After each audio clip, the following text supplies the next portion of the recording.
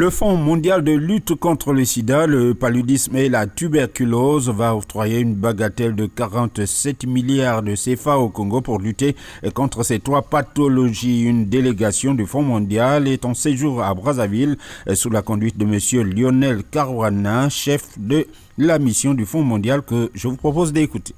Notre souhait, c'est que ces fonds améliorent ces résultats. Les fonds du Fonds mondial viennent avec une exigence de contrepartie nationale. Et pour les subventions actuelles, cette exigence n'est remplie qu'à hauteur de 20%. Et c'est assez problématique parce que ce sont des fonds qui ne vont pas à la santé et qui ne vont pas à la lutte contre ces trois maladies et le renforcement des systèmes de santé. Le renforcement des systèmes de santé vient très fort dans cette nouvelle allocation. Nous recommandons, sur les 72 millions que nous accordons au pays, d'accorder environ 20% au renforcement des systèmes de santé. Les aires d'intervention du Fonds mondial dans le renforcement des systèmes de santé sont de plusieurs natures et au Congo, on trouve le renforcement de la chaîne d'approvisionnement, on travaille avec la CAMEPS, on trouve le renforcement de l'information sanitaire, on travaille avec la DISER dans ce domaine-là, on trouve le renforcement des systèmes de laboratoire, nous travaillons avec la DTS et le Laboratoire national de santé publique et nous trouvons la santé communautaire et les ressources humaines. On recommande au pays de consacrer une part significative de cette allocation au renforcement de ces aires-là.